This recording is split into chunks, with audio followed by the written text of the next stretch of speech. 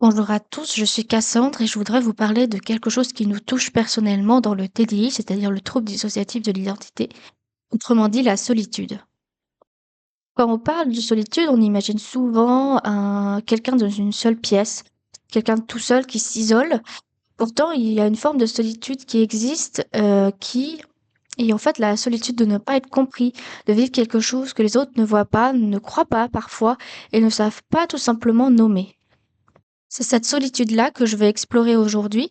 Celle que beaucoup de personnes vivent avec le trouble dissociatif de l'identité, et je vais vous parler en mon nom, c'est-à-dire Cassandre, à partir de ce que je vis et ce que j'observe, tout simplement. Le TDI est un trouble psychique qui est mal connu et mal représenté, dans la pop culture. On peut citer notamment le très connu exemple Split, dont je ne m'étendrai pas sur le sujet. Cette représentation dans la pop culture a influé des idées préconstruites dans le cerveau de certaines personnes, telles que le trouble dissociatif est spectaculaire, que les changements d'identité sont extrêmement fortes, qu'il y a beaucoup de distinctions entre les personnes, et c'est des changements très dramatisés. Alors que cette réalité n'est pas du tout réelle, puisque la plupart des personnes avec le trouble dissociatif d'identité ont un système très discret avec des changements d'identité parfois très faciles à faire. Ça dépend vraiment des systèmes et cette image dramatique que les médias ont n'existe pas. Il faut rappeler que le TDI est censé être un trouble qui se cache facilement puisque c'est un système de survie. Cette distinction entre ce que les médias proposent et la réalité crée des situations très complexes à vivre pour les personnes qui ont ce trouble. Parfois, on tombe sur des personnes incrédules, c'est-à-dire qui ne croient pas, tout simplement. Ils ont cette image de TDI extrêmement fort, extrêmement distinct entre les personnes qui switchent, et finalement, ils se trouvent avec une personne qui a les idées claires, qui est intelligente, qui tout simplement est une personne normale, lambda, et ils ne nous croient pas. Le doute s'installe et ça crée un mal-être profond pour la personne qui est atteinte du TDI. Il y a aussi le problème du parcours diagnostic, dans le sens que le TDI met en moyenne plusieurs années à être diagnostiqué. Pendant ce temps, les personnes concernées peuvent avoir d'autres diagnostics et donc la prise en charge médicale peut être mal adaptée pour ces personnes. Il y a aussi tout simplement le fait que le système de santé dans certains médecins tout simplement ne croient pas en l'existence du TDI et donc on se trouve face à un mur.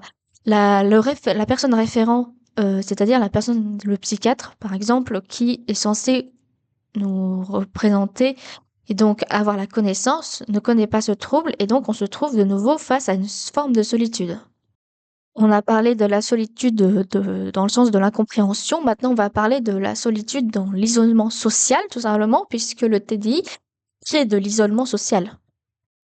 En effet, il y a ce choix constant entre dire ce que l'on est vraiment, c'est-à-dire avoir un TDI, et se cacher aux yeux du monde.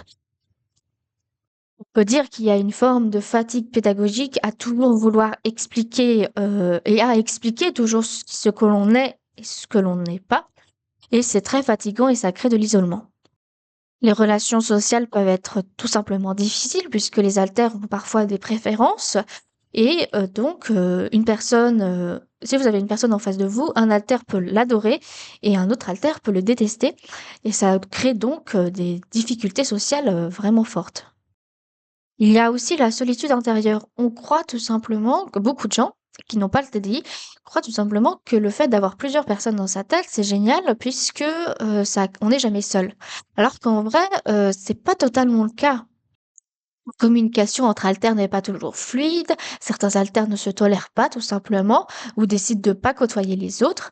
Et puis il y a cette forme de d'être tout le temps avec quelqu'un.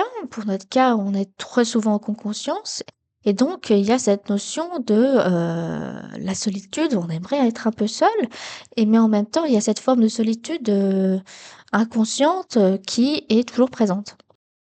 Pour conclure cette vidéo, je voulais dire tout simplement que la solitude en tant que personne TDI prend plusieurs formes et elle doit être comprise par les personnes qui sont atteintes du TDI, mais aussi par les personnes qui ne sont pas atteintes, histoire de s'informer et pouvoir au mieux s'adapter auprès des personnes qui sont atteintes de ce trouble. Merci de m'avoir écouté et à bientôt dans une prochaine vidéo. Bye bye!